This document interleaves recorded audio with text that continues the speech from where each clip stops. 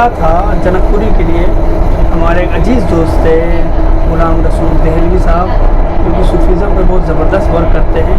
اور غلام رسول صاحب کیسے ہیں آپ؟ الحمدللہ، آپ کی دعائیں ہیں عمر صاحب، بے پناہ شکریہ کہ آج آپ نے مجھے اپنے بلاگ میں لیا۔ جی، یہ اتنے بڑے والے ہیں کہ انہوں نے مجھے 20 کلومیٹر بلایا اور واپس سے مجھے ادھر ہی لے کے جا رہے ہیں۔ یہ چاہتے تو مجھے ادھر بھی روک سکتے تھے، لیکن پریشان کرنا شاید ان کی فطرت میں ہے۔ حضرت آپ کو ایسے ہی مزہ آتا ہے لوگوں کو پریشان کرنے میں؟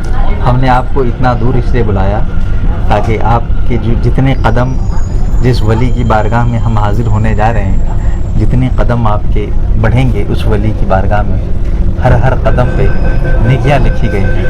اس لیے ہم نے آپ کی نیکیاں بڑھانے کے لیے آپ کو یہاں اتنا دور سفر کروا دیا۔ جی، ویسے دوستو میں آج چراغ دلی میں پہلی بار جا رہا ہوں، اور وہاں پر میں حضرت محمود نصیر الدین چراغ دہلوی، جنہیں چراغ دلی کے نام سے جانا جاتا ہے، حضرت نظام الدین اولیاء محبوب الہی کے خلیفہ ہیں، اور ان کے ذریعے ان کا جو سلسلہ ہے صوفی سلسلہ، چشتیہ سلسلہ، وہ ساؤتھ انڈیا میں کافی پھیلا ہے، بڑے پیمانے پہ پھیلا ہے۔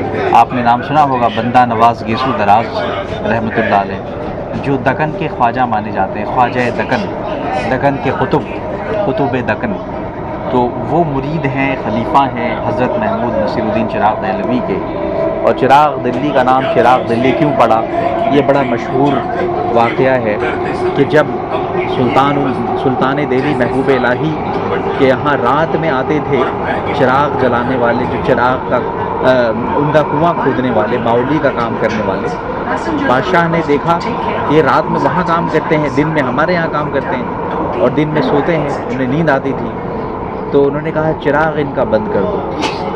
جب لوگوں نے جیسے بادشاہ کے حکم پر دربانوں نے چراغ بند کرنے کی کوشش کی، تو محبوب الہی نے انہی کو کہا تھا، محمود نصیر الدین چراغ دہلوی کو، کہ تم پانی سے چراغ جلاؤ، تو انہوں نے پانی سے چراغ جلا دیا۔ آج محمود نصیر الدین چراغ دہلوی کے یہاں آپ کو وہ چراغ بھی ملے گا، اور وہ جو پانی جو تیل بنا کرتا تھا وہ بھی ملے گا۔ تو میرے بھائیوں، جن لوگوں نے ابھی تک میرے چینل کو سبسکرائب نہیں کیا ہے، جلدی سے سبسکرائب کرو۔ تھوڑی ہی دیر میں آپ کو آستانے کی زیارت کرواؤں گا، پورا بلاگ ضرور دیکھیے۔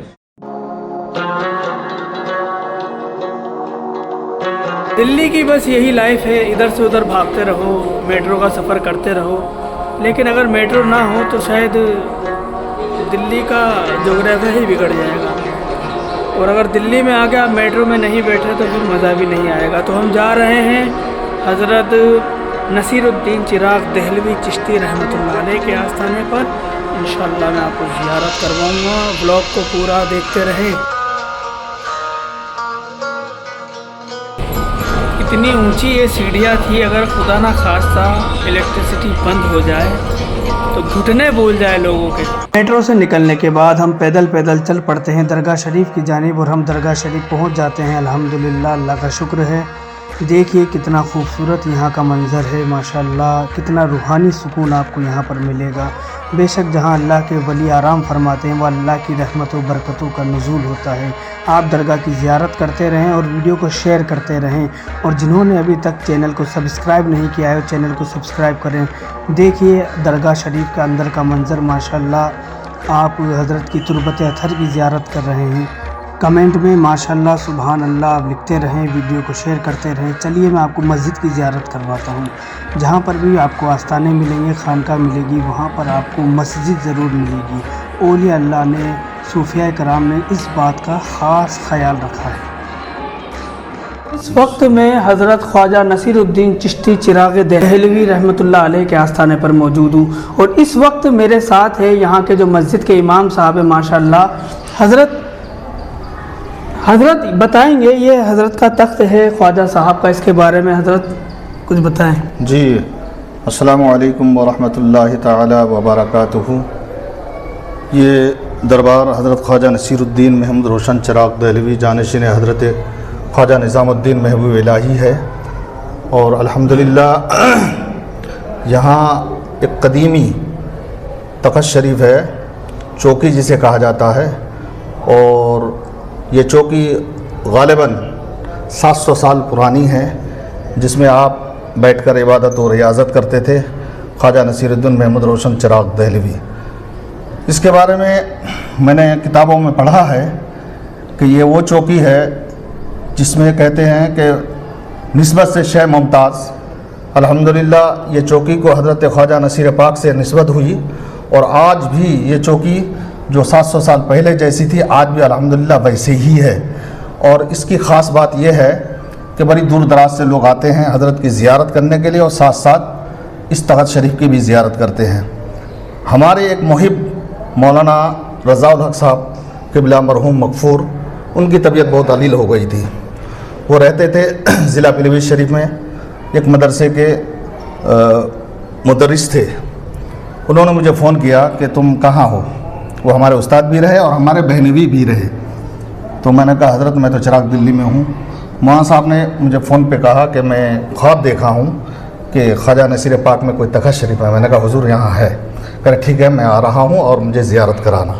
اس وقت حضرت بیمار تھے اور آپ شوگر کے مریض تھے۔ شوگر کے مریض ہونے کی وجہ سے آپ کی آنکھوں کی روشنی کم ہو گئی تھی، بہت کم ہو گئی تھی۔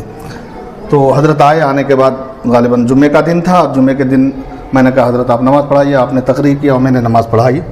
اس کے بعد حضرت کی یہاں جب زیارت کرایا تو مولانا رضا الحق مرحوم مغفور اللہ اسے جنت نصیب کرے، وہ آئے اور آنے کے بعد دونوں آنکھوں کو بسایا اس تخت شریف میں۔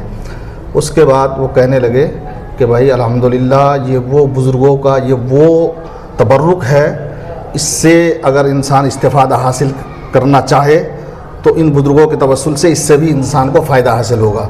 کچھ دن کے بعد جب وہ یہاں سے گئے پھر مجھے فون کیا کہ حافظ حیدر صاحب الحمدللہ حضرت کی یہ روحانی فیض ہے، جب سے میں نے ان کو آنکھوں میں بسایا میری روشنی لوٹ آئی۔ سبحان اللہ سبحان اللہ۔ تو یہ حضرت خواجہ نصیر پاک کی وہ مبارک تبرکاتوں میں سے ایک تبرک ہے، اور تمام حضرات سے میں یہ کہوں گا کہ وہ آئیں اس دربار میں۔ صوفیوں کا سنگم ہے اور الحمدللہ بے شمار اولیاء کرام یہاں لیٹے ہوئے ہیں، جس میں حضرت مفتی صدر الدین آزردہ کا بھی مزار مبارک اسی احاطے کے اندر، اسی چراغ دلی کے اندر، اسی خانقاہ کے اندر موجود ہے۔ تمام حضرات سے میں یہ اپیل کروں گا ان بزرگوں سے رابطہ رکھیں اور بزرگوں سے استفادہ حاصل کریں۔ وما علینا الا البلاغ۔ درگاہ پہ حاضری کرنے کے بعد میں اب پھر سے نکل چکا ہوں اوکھلا کے لیے۔ انشاءاللہ پھر کبھی ملاقات ہوگی۔ اللہ تعالیٰ آپ سب کو